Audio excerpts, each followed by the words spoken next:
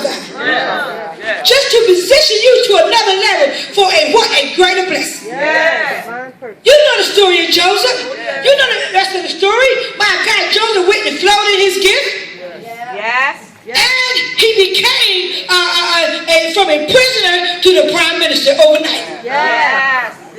I'm telling you right now, his future was looking good. Don't mess it up. Your future looks good. People of God, you got to let some things in the past go. You've been on this fast for 40 days. My God, you got to learn how to give up the past and stop. You know, some of y'all don't want to give the past up. Some of y'all so upset, you sit there and you got somebody that broke your heart. You broke your heart 10 years ago. You still got them same old letters that they wrote you all them years. The same love letters. Down in the basement. Every time you get sad and get depressed, you go down the basement, open them letters up. Your hand trembling. You go in that box you got in the basement. Your hand trembling. You ain't open them letters up. Starting to cry. He said he loves me. Read them letters. Throw them things in the trash and burn. Because you got to let the past go. You got to let it go no matter what happened in the past. See, the devil will hold your past against you and you will mess your future up. Because right now your future looking good. Don't mess it up. But like Joseph, you did it. He did it. Joseph went through. Why? To preserve life. Come on. You got to go through to preserve your life. While in Egypt, the Bible said Joseph had two sons. The one name was Ephraim, meaning I am fruitful in the land of my affliction. I'm in an affliction, but I'm still fruitful. Why? Because I can see my future. It looks good. Doesn't matter what the past is. Doesn't matter what I'm going through. I know that my future looks good. So Joseph had a son, and he named him Ephraim. That meant that I am fruitful in the land of my affliction. Then he had another son, an elder son, and he named him Manasseh. And Manasseh meant, for God had made me to forget all my pain. For God had made me, if you let God help you, he will make you forget all your pain. Everything somebody took you through. You are upset. Because you got yourself, you made a wrong choice. And you got tired of it through some mess.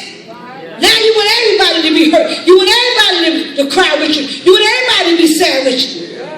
People can't be happy because you always say, come on out of that sad mess and let that past mess go. You made a mistake, own up to the mistake and keep moving on.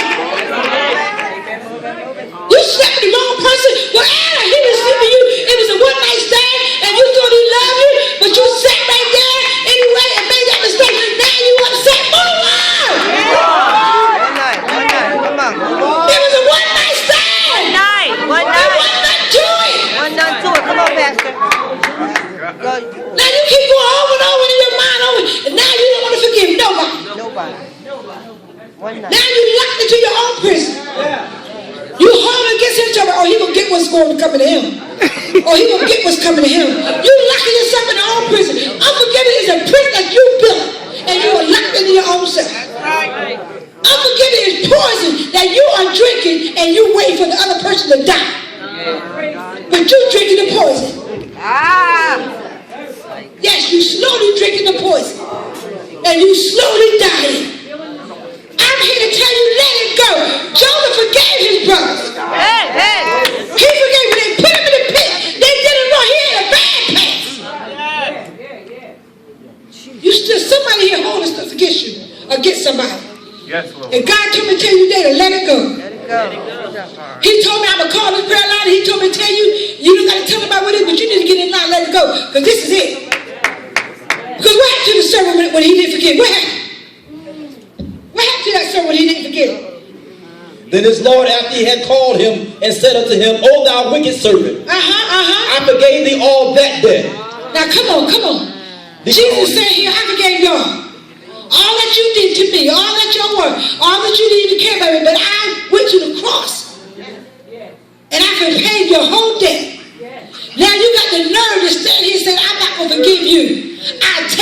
grave. I carry it to my grave. I refuse to. But what happened to the servant?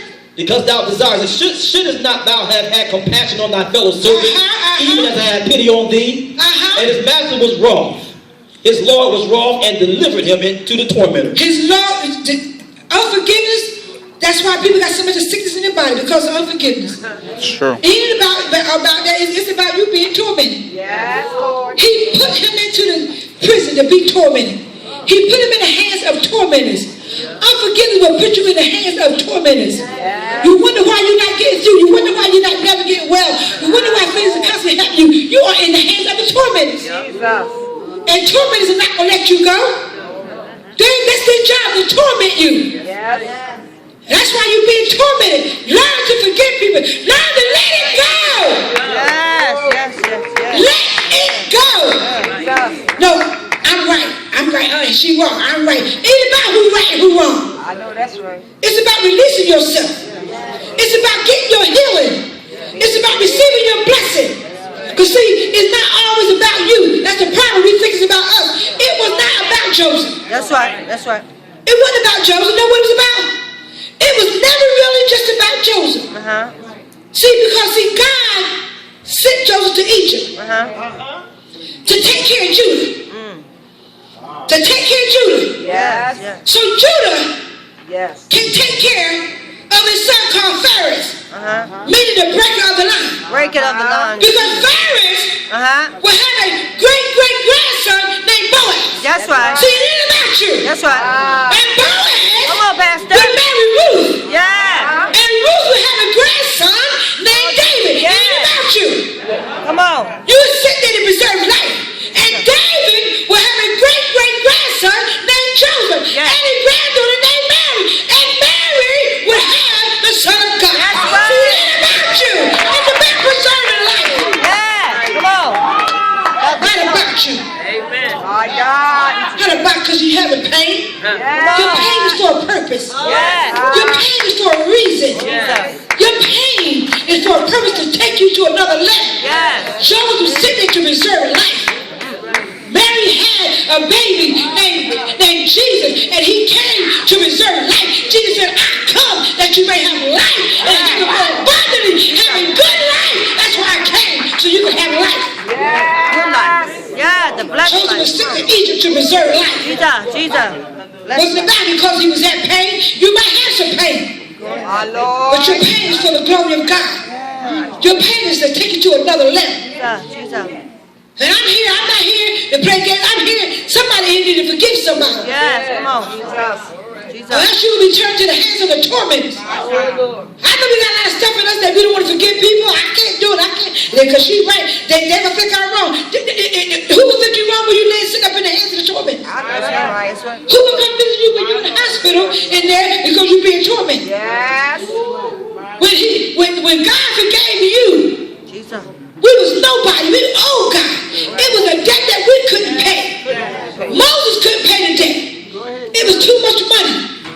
Nobody could pay the debt but the Son of God. Yeah. Bible said God sent his son. Ransom. He sent his only begotten son Yeah. to pay the debt that nobody could pay. That's right. So what is your problem? That you can't forgive your fellow, your friends. You can't forgive your family members. Some of y'all are here, I'm going deeper. You can't even forgive yourself. There's somebody here that can't even forgive themselves. That's right. Because they constantly beat yourself up, and that's the enemy. It's the devil. You need to forgive yourself. Yes. So you can move on. Somebody did something to you when you was a young child. You were raped. God told me somebody he was raped when he was a child. And they can't forgive themselves. God said, I need you to get this line. Yes. So I can break this line. So I can break the line. So I can break the curse. The generational curse. Yes. Because if you don't get in line, it's going to move on down to your daughter, to your next child, to the next generation. That's the truth. The curse must be broken. How much? He don't need you to lose it out of your fried chicken for 40 days. And you still can't got unforgiveness in your body. Unforgiveness in your heart. He don't need you. No.